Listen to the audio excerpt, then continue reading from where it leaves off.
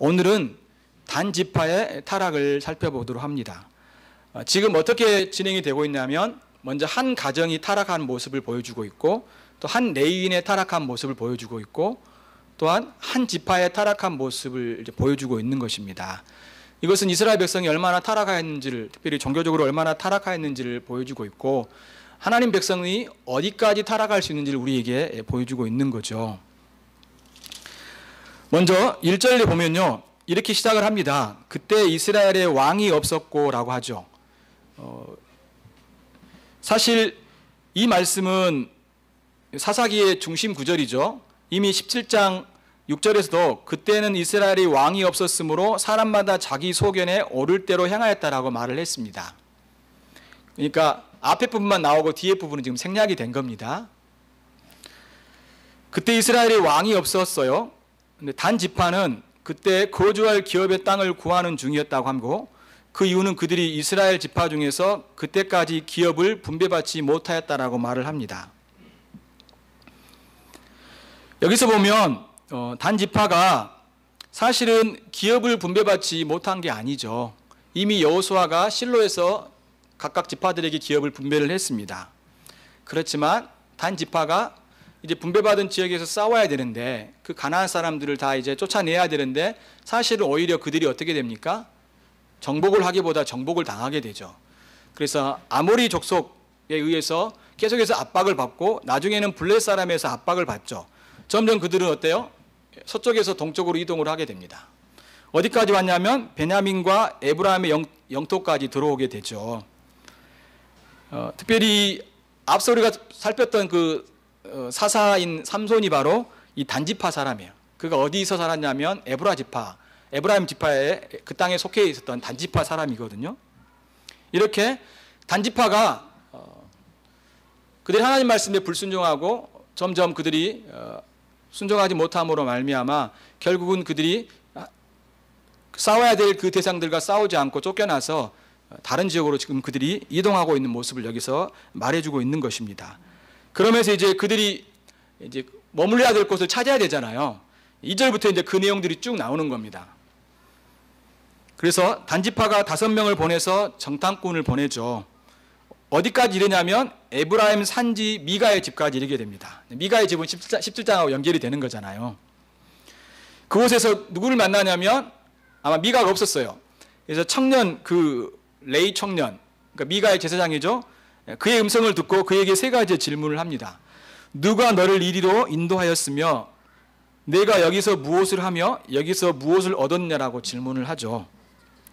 그리고 4절에서는 이제 그 제사장이 레이 청년이 답을 하는 겁니다. 미가가 이러이러하게 나를 대접하고 나를 고용하여 나를 자기의 제사장으로 삼았다라고 말을 합니다. 자, 이 말의 요지는 뭘까요?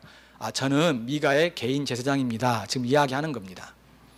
5절 6절에서는 이 말을 듣고요. 제사장이라고 하는 이 말을 듣고 단지파의 정탐꾼들이 미가에게 묻습니다. 우리를 위하여 하나님께 물어보아서 우리가 가는 길이 형통할는지 우리에게 알려달라고 이야기를 합니다. 다시 말해서 그들이 살 땅을 찾는 일이 잘 됐지 하나님께 좀 물어봐 달라고 이야기를 하고 있는 겁니다. 그러자 미가가 뭐라고 이야기를 하냐면요. 평안히 가라. 너희가 가는 길은 여호와 앞에 있느니라고 말을 합니다. 그가 뭐 하나님의 음성을 들은 것처럼 지금 이야기를 하고 있는 겁니다. 저는 이 장면을 보면서요. 좀 너무 웃기다 생각이 좀 들었습니다. 그렇게 묻고 그렇게 답하는 사람이 너무 웃겼어요. 그럴 자격이 없는 사람들이거든요. 근데 지금 그렇게 하고 있는 겁니다. 사실 이 레인의 말은 덕담에 불과한 겁니다. 하나님으로부터 온 것이 아니죠. 7절부터 10절까지를 보면요. 이제 정탐꾼 5명이 라이스에 도착을 합니다. 그곳 백성들을 보았죠. 그러면서 그들을 향해서 이렇게 평가를 합니다. 염려 없이 거주하고 시돈 사람이 사는 것처럼 평온하며 안전하니 그 땅에는 부족한 것이 없으며 부를 누리며 시돈 사람들과 거리가 멀고 어떤 사람과도 상종하지 아니함이라고 말합니다. 참으로 평안했던 거죠. 그리고 안전한 곳이었습니다. 아마도 이 시돈 사람과 이렇게 교류가 없었던 것은 그 사이에 레바논 산들이 있었기 때문에 가로막혀 있었기 때문에 가까이 하지 못했다. 그러니까 교류하지 못했다는 것을 이야기를 하고 있습니다. 이렇듯 옆에 나라인 시돈이 라이스에 그런 영향력을 행사하지 않았다는 것을 이야기를 하고 있죠. 그러면서 염려 없이 거주하고 평온하고 안전하며 땅에 부족함이 없고 부를 누리며 이렇게 말하는 것은 지금 단지파와 비교하는 겁니다. 단지파의 무자비함을 이제 좀 더 부각시키기 위해서 나중에 또 한 번 더 나오거든요.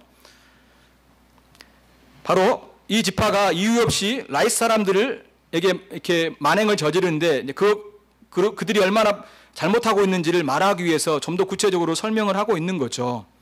그래서 이제 이 땅을 이제 그들이 보고 정탐꾼들이 형제들에게 갔어요. 단지파 형제들이 가가지고 보고를 합니다. 매우 좋습니다. 우리가 그것을 취합시다라고 말을 해요. 그러면서 어떤 말을 하냐면요. 10절을 한번 같이 읽어볼까요? 10절 같이 읽어보겠습니다. 시작. 너희가 가면 평화로운 백성을 만날 것이요 그 땅은 넓고 그곳에는 세상에 있는 것이 하나도 부족함이 없느니라. 하나님이 그 땅을 너희 손에 넘겨주셨느니라. 예, 그렇죠. 하나님이 넘겨주셨다고 이야기를 합니다. 하나님이 주신 땅도 이제 그들이 정복하지 못하고 쫓겨난 신세였는데 사실 이제 그 라이스 땅을 그들이 이제 취하려고 하고 있거든요. 사실 이것은 그들의 만행을 보여주고 있는데 하나님이 우리에게 그 땅을 주셨다라고 하면서 하나님의 이름을 그들이 말을 하면서 하나님이 우리에게 명령과 또 이러한 약속을 주셨다라고 하면서 이야기하고 있는 것입니다. 자기 합리화하죠. 왜곡하고 있는 것입니다. 결국은 자신이 너무나 그곳 땅이 흡족했기 때문에 이것을 하나님의 뜻으로 그들이 이해하고 있는 겁니다. 우리는 그럴 수 있어요. 그래서 누누이 이야기하지만 여러분이 뭔가를 결정할 때 항상 내가 마음이 편안하다고 해서 그것이 하나님으로부터 온 것은 아닙니다. 예, 그건 아니에요. 그럴 수도 있지만 그렇지 않을 확률도 높아요. 왜냐하면 우리가 죄성이 있기 때문에 그러는 거예요. 근데 우리는 그렇게 배웠거든요. 그렇게만.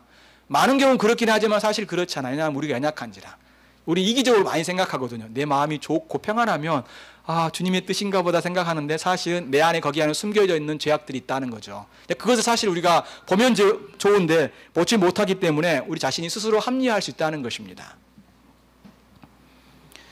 여러분, 레인이나 또 이 단지파의 정탐꾼은 모두 하나님의 이름을 함부로 부르죠. 하나님이 우리를 지켜주실 것입니다. 당신을 지켜주실 것입니다. 또한 하나님께서 이 땅을 우리에게 넘겨주셨습니다. 우리에게 이것을 주실 것입니다. 이렇게 그들이 하나님의 이름을 함부로 부르고 있는 것을 볼 수 있습니다. 사실 그들은 율법을 어기고 있음에도 불구하고 하나님이 자신들과 함께하고 있다고 생각을 하는 거죠. 우상을 숭배하면서 그리고 또 만행을 저지르려고 준비하면서 죄악을 품고 있으면서도 그들은 하나님의 이름을 부르면서 하나님이 당신을 지켜주시고 주님 우리와 함께 하십니다라고 그들은 생각하는 거죠. 하나님께 범죄하면서도 하나님의 복을 바라는 왜곡된 신앙 형태를 보여주고 있는 것입니다.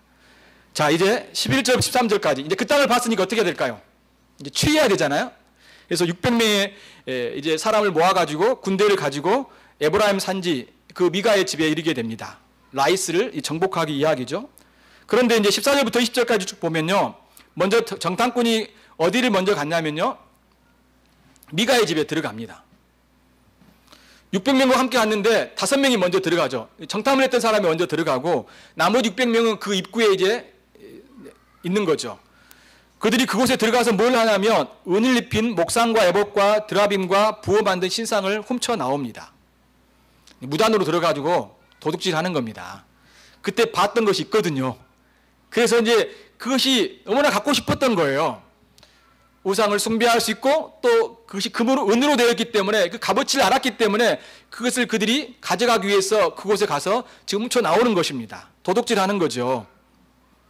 그런 율법을 어기고 자기 욕심대로 하고 있는 겁니다. 마침 이제 이 미가의 제사장이 왔어요. 근데 600명의 군대와 함께 그 집 입구에 서 있었습니다. 못 들어가고 있는 거죠. 이것을 이제 봤습니다. 그러면서 왜 그런 짓을 하냐라고 묻습니다. 그랬더니 이 정탐꾼들이 뭐라고 이야기를 하냐면 19절, 20절을 같이 한번 읽어봅니다. 조용히 하라고 하면서 미가 제사장에게 제안을 하죠. 19절, 20절 같이 한번 읽어봅니다. 시작. 그들이 그에게 이르되 잠잠하라. 내 손을 입에 대라. 우리와 함께 가서 우리의 아버지와 제사장이 되라. 내가 한 사람의 집에 제사장이 되는 것과 이스라엘의 한 지파 족속의 제사장이 되는 것 중에서 어느 것이 낫겠느냐 하는지라. 그 제사장이 마음에 기뻐하여 에봇과 드라빔과 새긴 우상을 받아가지고 그 백성 가운데로 들어가니라. 너무 좋은 조건을 제시하니까 어때요? 이제 버리고 단지파를 따라갑니다.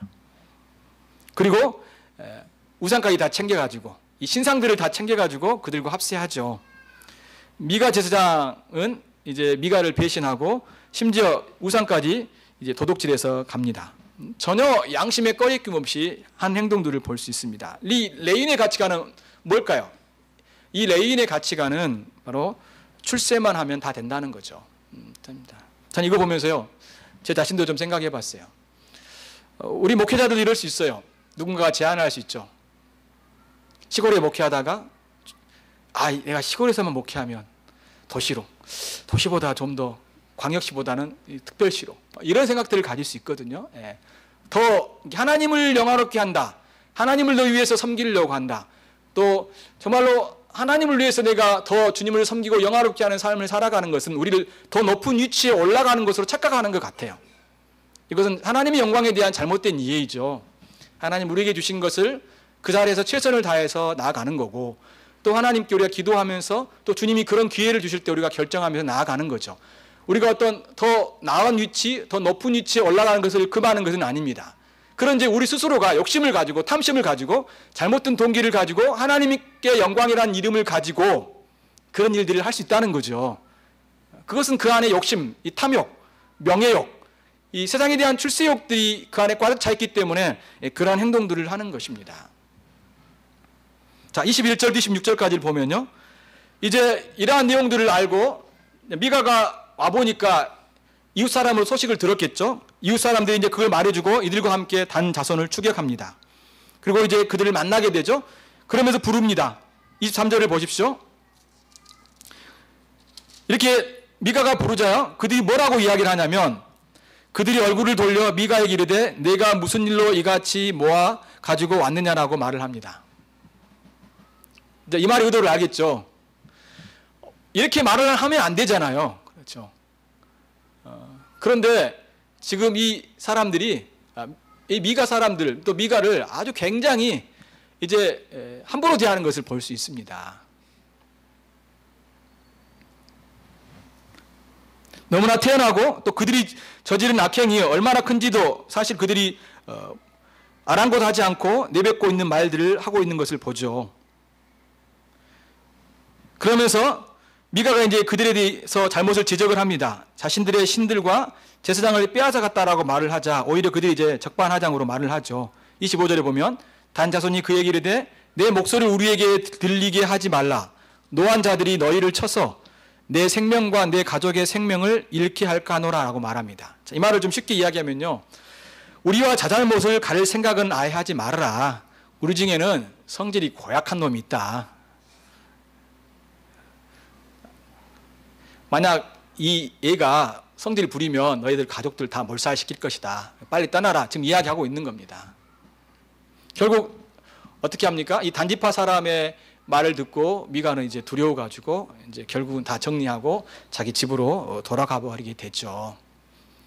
폭력을 행사하는 것을 볼 수 있습니다. 양심이 있다면 어때요? 우리가 잘못했습니다 하고 돌려줘야 되는데 그럴 생각이 전혀 없었던 거죠.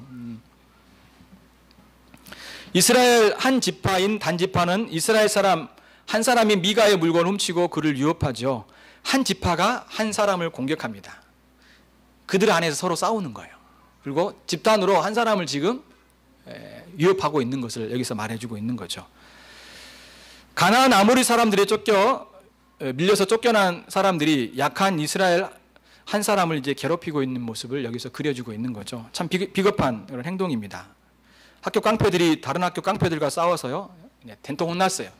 그러니까 이제 화가 나가지고 학교에 있는 약한 애들 괴롭히는 것과 똑같은 것입니다. 그들이 훔쳐간 것이 무엇입니까? 신상들과 제사장이죠. 이 레위 청년이었지 않습니까? 미가는 은으로 입힌 우상들이요, 자신을 보호해 줄 걸로 생각했어요. 그렇지만 오히려 이 우상은 환난에 도움이 되지 못하고 이 우상 때문에 어때요? 나중에 문제가 됐던 것을 볼 수 있죠.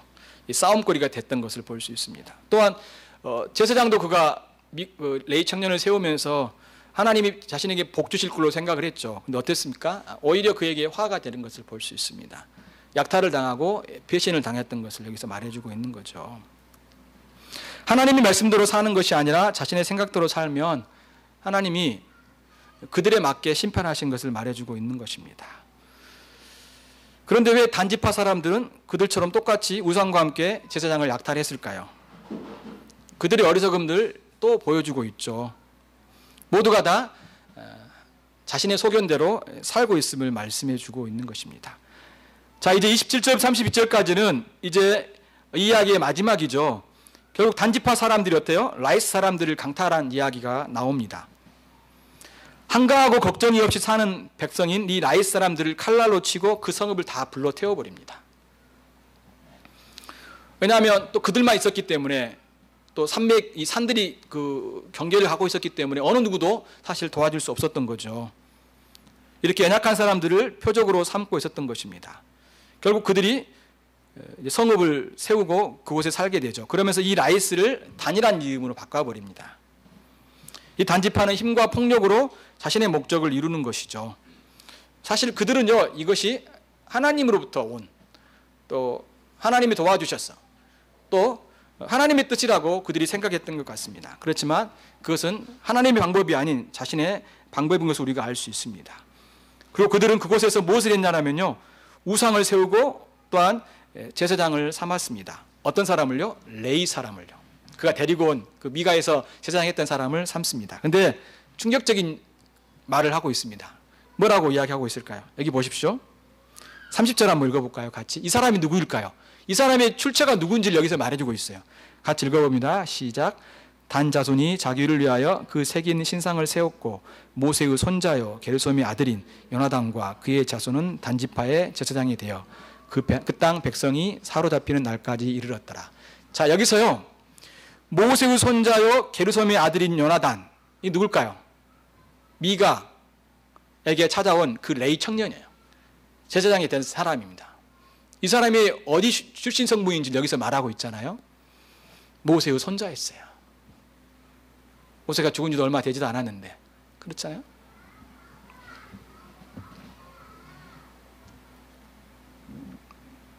게르솜의 아들인 요나단이라고 말을 하고 있습니다. 아, 모세의 손자가 이렇게까지 하나님을 떠나고 레위인인데 그가 제사장 노릇하면서 사적인 제사장으로서 이런 출세의 길을 따라가고 있는 것을 보면서 굉장히 충격적인 것을 우리가 들을 수 있죠. 그 일을 계속해서 그가 하였다라고 말합니다. 그의 자손은 단지파의 제사장이 되어 그 땅 백성이 사로잡히는 날까지 이르렀더라. 대개 학자들은 이때가 언제냐면 아마도 주전 734년 단지파 사람들이 아시리아의 디글랏에 의해 끌려갔을 때라고 이야기를 합니다. 상당히 오랜 동안 그들이 이 일들을 그 지파 사람들이 했던 것을 말씀해 주고 있는 거죠. 그러면 31절에 이렇게 마칩니다. 하나님의 집이 실로에 있을 동안에 미가가 만든 바 새긴 신상이 단 자손에게 있었다라고 말을 합니다. 지금 분명히 하나님의 집, 성전이 어디에 있었습니까? 실로에 있었습니다. 그럼에도 불구하고 그들은 이 단 지파에서 우상을 섬기면서 하나님을 섬겼던 것을 볼 수 있습니다. 얼마나 그들이 하나님이 아닌 우상과 함께하는 것을 말해주고 있는 거죠. 사사시대의 특징은요, 사실은 혼합주의입니다. 혼합주의. 그러니까 하나님도 섬기면서 우상도 섬기는 거죠. 그래서 18장 1절에서 말했던 것처럼 그때 이스라엘에 왕이 없었다라고 말하는 것은 분명히 하나님이 그들의 주인이셨고 또 그들이 섬겨야 될 참신이었지만 그들이 하나님을 섬기고 하나님을 왕으로 모시기보다 오히려 그들은 자신의 생각대로 자신의 소견에 오를 대로 살았다는 것을 말씀해 주고 있습니다. 율법이 없었을까요? 아니요. 율법이 있었어요. 그렇죠? 근데 그들은 율법을 지키지 않았습니다. 이것과 똑같은 거죠. 우리도 그럴 수 있습니다. 예를 들면 우리는 하나님 말씀을 성경이 무오하다. 이 하나님 말씀이 우리의 신앙과 생활의 규범이다. 참으로 성경으로 우리는 충분하다. 우리는 성경을 통하여서 참으로 구원을 얻을 수 있고 우리가 성경을 사랑하는 사람이라고 말을 하지만 우리의 삶 속에서 지식적으로만 알지 않고 우리가 하나님 말씀대로 살아가지 않고 또 우리의 신앙과 우리의 생활 속에서 이 말씀대로 순종하며 살아가지 않는다면 사실 우리는 성경으로 충분하다라고 생각하지 않는 겁니다. 생각을 할지 몰라도 우리의 삶 속에서는 그렇게 보여주고 있는 것이지 않죠. 요즘 우리가 성경으로 충분하지 않다는 생각이 설교 시간이라든가 우리가 배울 때 많은 사람들이 하나님의 말씀을 자세히 배우기보다 이런 심리학적인 것이라든가 철학적인 것이라든가 또 실용적인 어떤 세상에서 어떻게 살면 어떻게 하면 잘 살 수 있는지 하나님 말씀 애곡하면서 설명하면서 그들에게 이것이 하나님 말씀이라고 이야기하면서 가르치는 많은 사람들이 있는 것들을 볼 수 있습니다.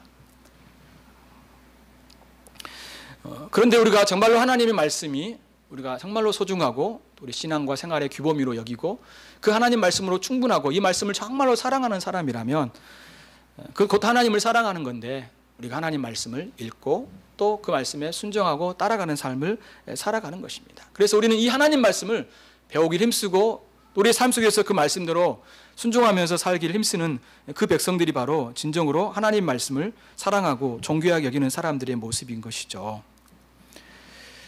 말씀을 마무리하겠습니다. 이 말씀은 특별히 18장 말씀 속에서는요, 또 17장과 18장 말씀은 이스라엘 백성들의 그 종교적인 타락들을 보여주고 있습니다. 결국 그들은 하나님의 말씀, 하나님을 따르기보다 우상을 따르면서 또 헛된 길을 갔던 그런 모습을 우리에게 보여주고 있는 것이죠. 사랑하는 성도 여러분, 우리가 하나님을 멀리하고 하나님을 떠날 때 나타나는 현상이 뭘까요? 그것은 우리가 하나님보다 다른 것들을 사랑하는 것입니다. 그렇죠? 돈을 사랑하고 출세를 사랑하고 그러면서 사람들에게 악행을 저지르면서 살아가는, 전혀 자신이 했던 것에 대해서 양심의 가책도 느끼지 않으면서 자신의 힘을 가지고 누르면서 그것들을 빼앗죠. 그리고 그것을 가지고 하나님이 복 주셨다라고 생각하면서 살아가는 거죠. 그러니까 이것과 같은 겁니다. 하나님께 많이 드리면 된다는 거죠. 그렇지만 그가 그 드린 것이 정말로 하나님 보시기에 합당한 거냐 이거죠. 그렇지 않죠. 많이 벌어가지고 하나님께만 드리면 된다는 생각들이 너무 강할 수 있다는 거죠. 우리는 합당히 벌어야 되고 또 그 하나님 앞에 합당히 또 드려야 되는 거죠. 우리가 일을 하면서 다른 사람들에게 정말로 이렇게 힘겹게 하고 어렵게 하면서 뭔가를 얻어내서 빼다내서 우리가 그것을 수입을 가지고 하나님을 섬기는 자들이 아니라 우리의 모든 삶에 있어서 온전히 하나님께 부끄러움이 없고 또 하나님께 합당한 삶을 살아가고 다른 사람을 섬기고 또 하나님을 위해서 헌신된 삶을 살아가는 것이 신자로서의 합당한 삶인 것을 우리에게 말씀해 주고 있습니다. 이스라엘 백성들은 그러한 모습들이 아니라 오히려 하나님과 멀어져 가고 있는 것을 보여주고 있는 거죠. 이 말씀 생각하면서 우리도 어떻게 하나님을 섬기고 있는지를 돌아보십시다. 그들의 모습과 우리의 모습이 혹시 별반 다른 것이 없다라면 정도의 차이만 있지 혹시도 우리도 작은 부분이라도 그렇게 하나님을 섬기고 살아가고 있다라면 우리가 그런 것으로부터 벗어나서 참으로 하나님 말씀에 따라 하나님 사랑하면서 주님을 섬기는 자들이 되어야 될 것입니다. 이런 은혜가 여러분 가운데 함께 하시기를 바랍니다.